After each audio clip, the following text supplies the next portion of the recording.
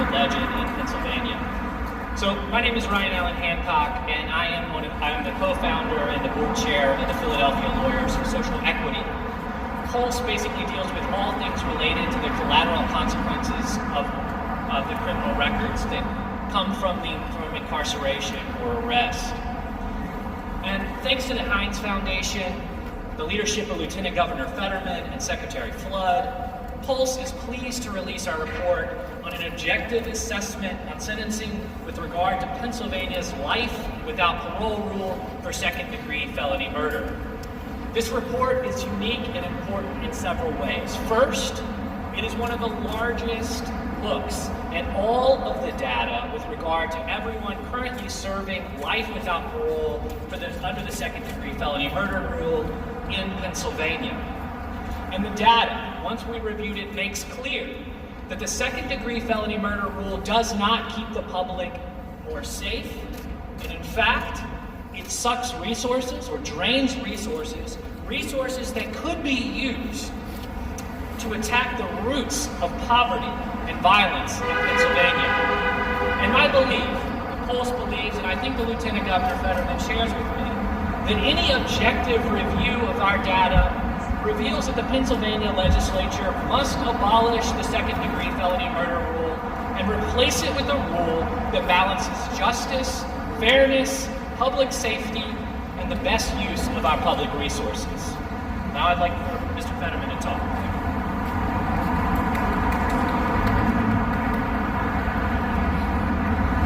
So, I want to thank Grant Oliphant of the Heinz Endowment. I called up Mr. Oliphant and I said, I have an idea. I want to put one of the state's premier social service, social justice agencies, and I want to collaborate with the Pennsylvania Department of Corrections on a groundbreaking study. And I didn't have to say much more than that, and he was all about it. And because I thought it was critical to create a document that demonstrates the lives that are destroyed, the resources that are wasted, and the communities that are kept from these. Today is one of the best days of my life. One, because of this report is so critical, but there are men and women right now that are on their way home for the first time in as many as 40 plus years of incarceration that they didn't need to be in. Tonight,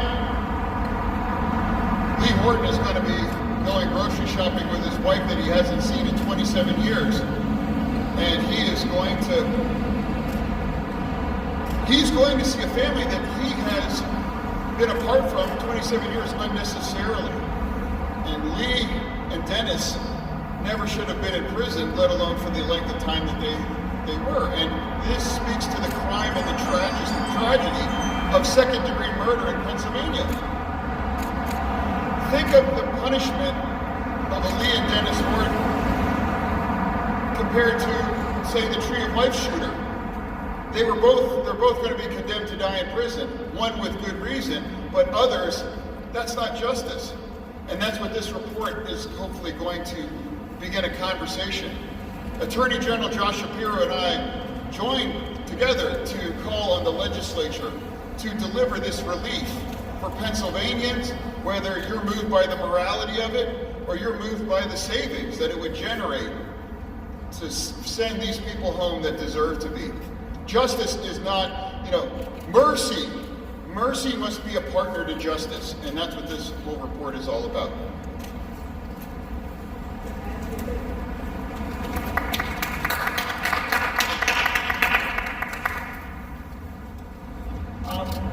Other than a stint early in my career serving in the administration of the state government, I've spent 40 years as a criminologist and academic studying how and under what circumstances criminal penalties such as imprisonment, probation,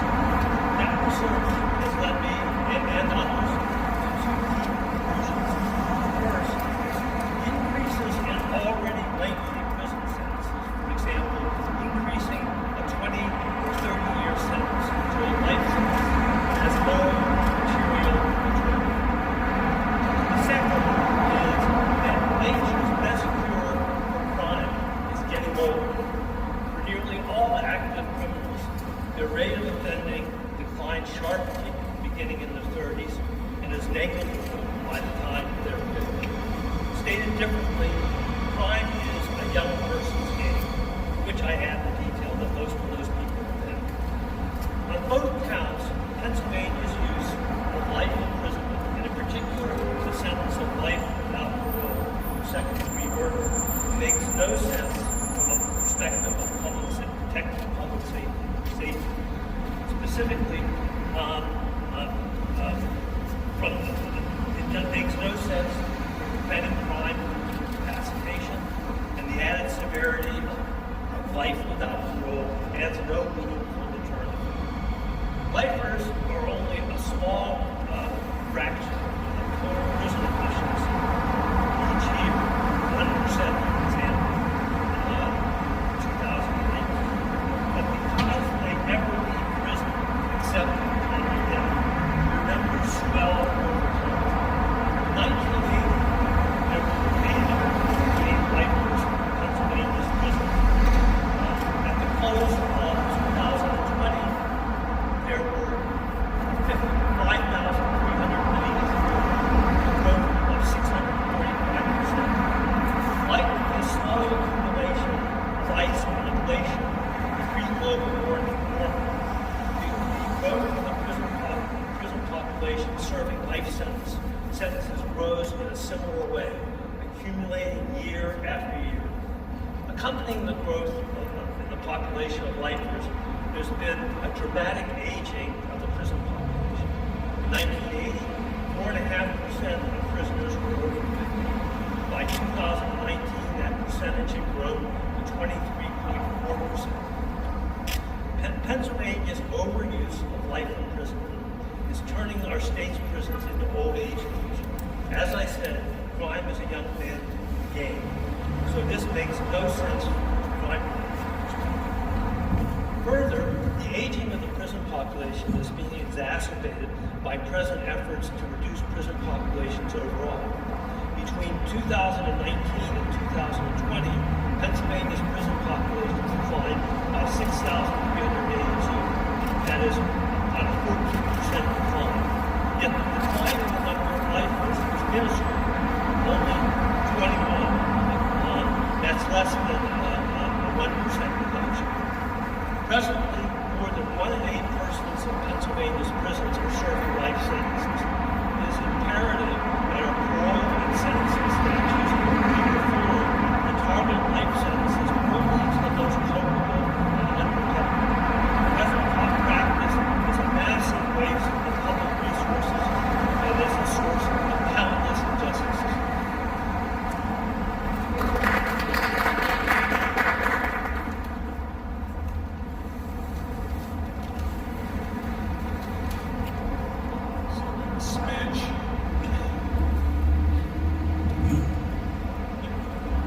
Thank you.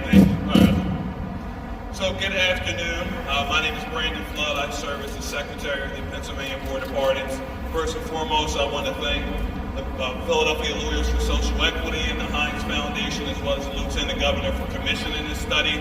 I think it's important that this study is commissioned, not only because it drives the points that were, the preceding points home that were made, but the one thing we don't want folks to think is that we're a bunch of bleeding heart liberals that just want to let criminals out, right? We have data, science, and data and science undergirding this argument. So that's why this study is important, because it takes the subjectivity out of the discussion, and it looks at the nuts and bolts of the problem.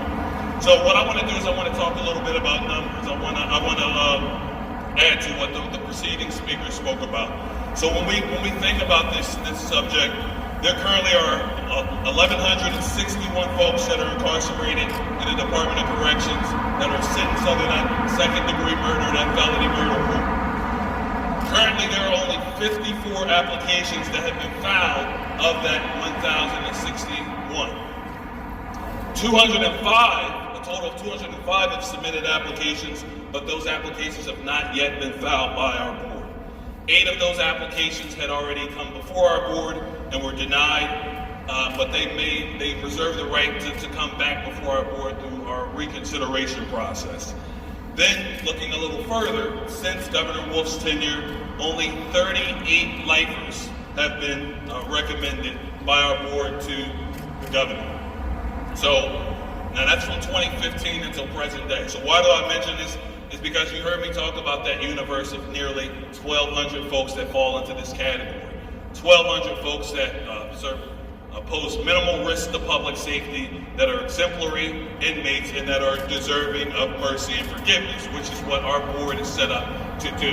So, while this is great that the Lieutenant Governor and our stakeholders have brought this to the forefront, this is going to be an issue. You heard me talk about those 38. This is going to be an issue that will outlast this administration. So this is an issue that our legislature, and we're not pointing the blame at one particular person or entity. This is something that we all have to come together to be able to address. So this is going to be an issue that will persist beyond 2023 when this administration transitions out. So I also want to mention another thing.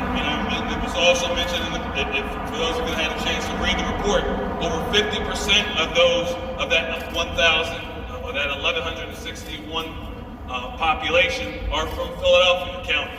So this is a challenge that I'm going to pose to our Philadelphia legislators and our Philadelphia public officials. These are your constituents. I challenge you to be more vocal about, well, number one, I challenge you to review this study, and then secondly, I challenge you to be more vocal amongst your peers and decision makers at addressing this very issue. Those of you that are familiar with my story know that I previously served 9 years in the Department of Corrections. And it wasn't, I didn't get my act together just sheerly by pulling myself up by my own bootstraps.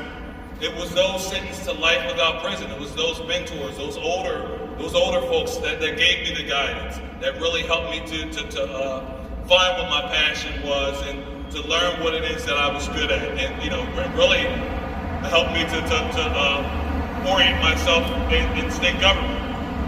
I would also be remiss too this is a criminal justice issue. So I would be remiss if I did not mention and didn't ask that we provide a moment of silence for the late Senator Stuart Greenwood.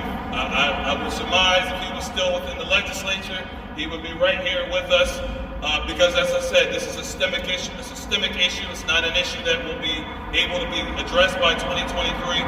So we need to marshal all of our resources and put our heads together and really look at this as a public safety issue in terms of not the risk that's posed to public safety, but how we can contribute back to public safety. You heard me talk about Philadelphia.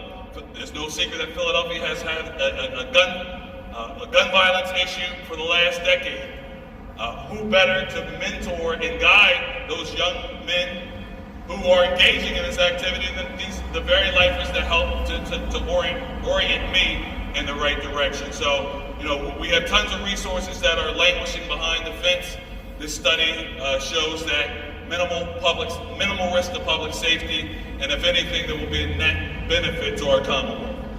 Lastly, I want to talk about public safety, right? Because one of the chief points of resistance when it comes to commutation is that, letting folks out that have previously engaged in criminal or violent behavior poses a risk to public safety.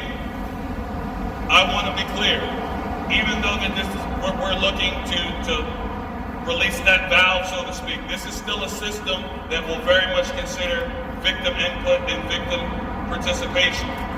It might surprise many of you to know that there are quite a few victims that are actually supportive of commutation cases. So it's about making folks whole, and we need to look at it through this lens. So public safety would not be, at least victim input and participation would not be compromised in any way by going down this road.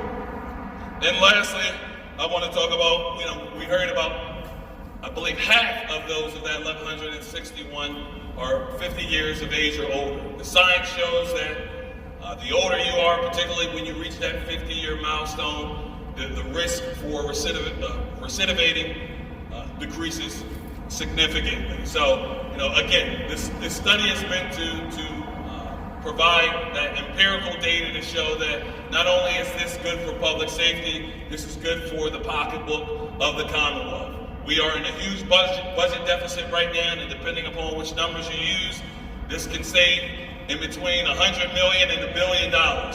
And so I ask, whether you're from Philadelphia or whether you're from Pittsburgh, this impacts you. And if your community needs money or needs funding, here is a way to be able to address those needs. The Board of Pardons stands ready to do extra work in order to realize the savings, but more the financial savings to the Commonwealth, but more importantly, the risk to public safety. So again, I want to thank the Heinz Center and the Philadelphia Lawyers for Social Equity for commissioning this study, and we look forward to working on this issue again, not just now, not just tomorrow, not just through 2023, but beyond. Thank you.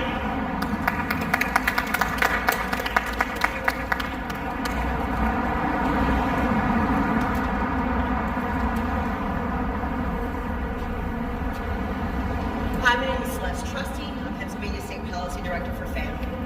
Pennsylvania bears the unfortunate stain of being among the most incarcerated places in the country. Although our state prison population has seen a decline in the last decade, we continue to see an increase in the size, age, and medical needs of our population serving life without parole sentences. This practice of indiscriminately over-sentencing people to death by incarceration is not only an indictment of Pennsylvania's moral priorities, but it has also placed such a burden on the Commonwealth's financial resources and medical resources within the Department of Corrections. About 1 in 5 people serving life without parole sentences in Pennsylvania are serving for second-degree felony murder. That is over 1,100 people who did not intend to take a life or did not directly cause a life to be taken that will die in prison without the intervention of our leaders. FAM is so proud to vigorously advocate broad expansion of opportunities for second chances for people who are stuck in this ridiculous cycle of perpetual punishment. Without prioritizing mechanisms to release people serving life without parole sentences, this population will simply continue to get larger, older, sicker, and more expensive to keep incarcerated until they die. Finding creative but also common sense ways to respond to this injustice is as critical now as it has ever been. FAM applauds the Lieutenant Governor and Philadelphia Lawyers for Social Equity for their collaboration on this incredibly important and timely audit of felony murder in Pennsylvania. This report clearly illustrates the immediate need to prioritize release mechanisms for people serving life without parole for felony murder. Liberty is one of Pennsylvania's core foundational values, freedom. But when you look at our current mass incarceration crisis, it is hard to find any evidence at all that our leaders prioritize liberty in our policies, in our procedures, or our budgets. In the coming days, months, and years, will our leaders perpetuate a carceral system that is infested with injustice, racism, and hopelessness, or will they choose to break the system and commit to acting on evidence-based policies and procedures that support second chances and healing for Pennsylvanians and Pennsylvania's communities? We're hopeful this audit will result in opportunities for liberty for the many Pennsylvanians who are serving death by incarceration sentences for felony murder.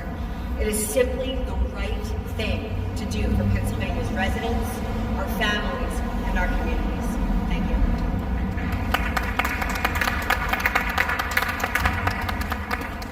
So thank you for coming today. I just wanted to finally say that we do have the author of the report, Andrea Lindsay, here, that if you would like specific questions about the report or copies of the report, we have her here and she's willing to make herself available. Thank you for coming today in Pittsburgh. It's great to be here.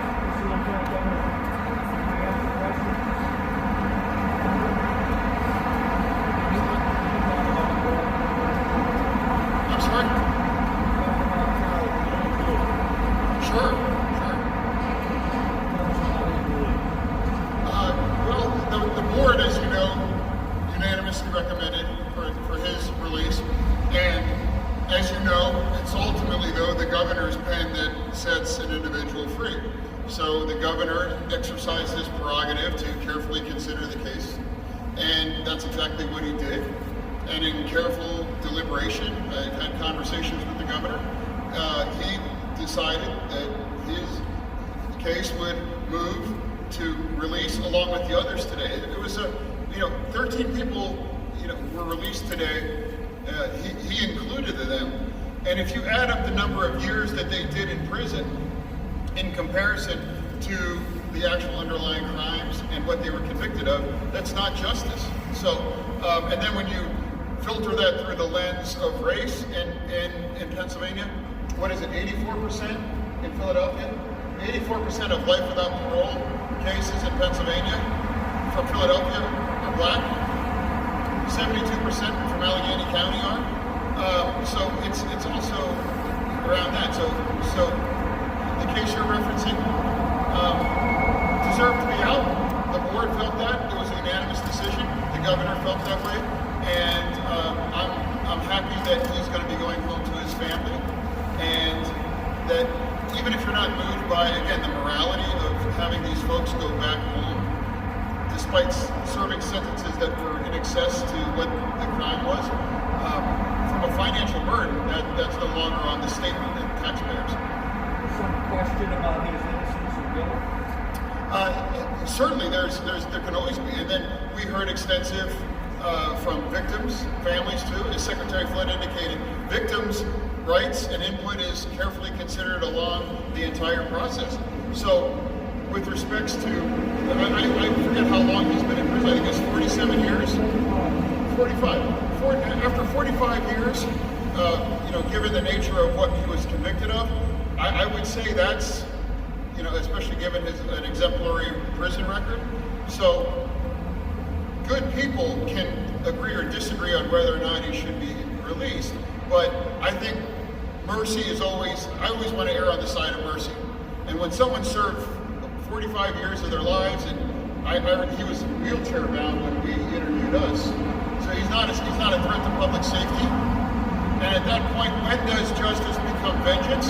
And it's the job of the Board of Pardons, which I'm proud to chair, to say mercy must be a partner to justice, and how much is enough, and provide that answer. And he got his answer, and I hope he's able to spend his remaining days with his family. What do you say to law and order folks who say, lock them up and throw the people? I would say everyone's seen the movie The Shawshank Redemption, right? Most everybody has. I would say if you think Morgan Freeman's character should die in prison, vote for the other person. It's not me. Because that's the face of the people that we're here to represent today. People that are thoughtful, have lived their best lives inside.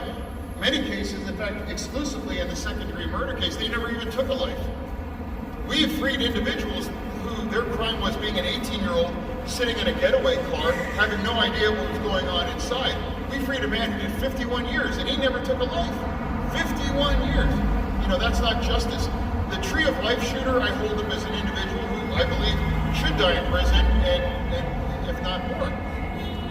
He's going to serve the same sentence as any of these other people. And that's not justice. So what I would say to those law and order folks, I'm with you in terms of what justice looks like, but I don't think anyone thinks that an 18-year-old driving a getaway car should die in prison and serve the same sentence as someone who executed 11 people in a synagogue, defenselessly. So that's always been my philosophy.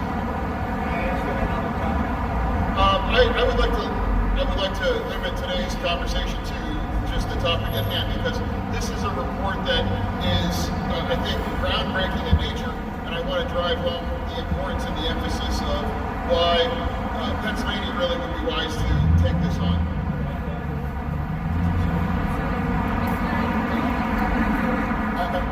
It's the goal of the report to have the board of recommend I would work people the question was the goal of the report. To be honest, the goal of the report was just to look at the data, right? We wanted to see, no one had really looked at the full data of everybody that was serving second-degree felony murder under the rule, right? And so, of course, once you have that, once you look at the data, patterns become clear, right? So if you read the report, there's certainly probably 5 different things that I think that the Board of Pardons could look at, right? To figure out that balance that I talked about, the balance of justice, the balance of public safety, and the balance of how much money we are spending to incarcerate people. It certainly gives a path forward, I think, based upon scientific data, looking at all this stuff about how we can start to look at individuals that do not pose safety risks any longer and move them out of the system and put them back into society where they belong. So we didn't come to this report with any sort of ideas. The whole purpose of the report was to literally look at the data. But now that you have what does that tell you it should happen? Yeah, I mean, I thought I was pretty clear. I think that the Pennsylvania General Assembly needs to abolish the secondary felony murder. We have to look at the things that come out from this report, right? So we have to look at the age of the offender. We have to look at the cost to the Commonwealth. We have to look at all the scientific data. I mean, our criminologists talk about, like, people age out of crime. I mean, it's unrefuted in the data. So to continue to hold someone 40, 50 years really is not making us safer, and that's the point. And again, it's not making us safer to continue to spend the amounts of money that we do to incarcerate these individuals. Isn't it public safety also about making sure that our public schools have money, making sure that our individuals, when they go to the hospitals, can get competent medical care, right? We think that this money needs to be reinvested in those ways, in those communities, so we can try to break the cycle of violence and poverty that are all over the United States of America. So if you get rid of the second degree and people are still incarcerated under that law, are you going to look back at the report and release more people? Well, I don't to that. What, like, I need the expert to correct me. Everybody remembers when the Supreme Court ruled that a life sentence for juveniles was unconstitutional. So the recidivism was less than 1%. Juvenile lifers released by a Supreme Court decision, the recidivism rate was less than 1%. And that's a remarkable statistic. That demonstrates that these individuals, once they are released, are not out, they're not Hannibal Lecters. They're out living their best life. As Ryan said, you age out of crime. Now imagine people that never even took a life to begin with. Imagine what that recidivism rate would be. And to Ryan's point, I think instead of warehousing people that aren't a public safety issue, I'd rather have better schools. Fewer potholes, you name it, instead of warehousing people until they die for this weird concept that perpetual punishment is somehow deserved in many cases. So that's, and then when you look at the data, which is so critical about this report, the data is the underpinning of why this works. And then look at the juvenile lifers. Less than a 1% recidivism rate. You're throwing away 99 people just in the 1% case and those weren't even, they went out and killed somebody, they just happened to reoffend. I'm for justice, let me be clear, but I'm also for smart justice, and that's neither when you're locking up an 18-year-old to die in prison if all they did was sit in a getaway car. Are you going to do this annually, or is this a one? I say, are you going to do this annually, or is this a one-time thing? I have 2 years left as lieutenant governor, and I want to accomplish as much as I can. I'm proud to say that I selected Secretary Flood as my pardon secretary, because one, I knew he'd do a great job, but two, he's also the example of what a second chance is. So if Secretary Flood can lead a major, process in Pennsylvania, think of the potential we're wasting and the dollars that we're wasting currently in this. You don't have to be, to use his expression, a bleeding heart liberal. This is just, what's justice? Keeping an invalid man in a wheelchair, because that was the sentence and the books at the time. I think, mercy has to be a partner in justice. So thank you everyone for coming out today. And please talk to these experts. We have copies of this report, and I hope that it could lead to a conversation that would free close to 1,200 people of a legacy that never made sense, that encompasses victims' input, encompasses their conduct and behavior in prison. It takes a look at the resources that are wasted on that. The most important of them are people that could be contributing and being returned back to their families. So thank you for coming out.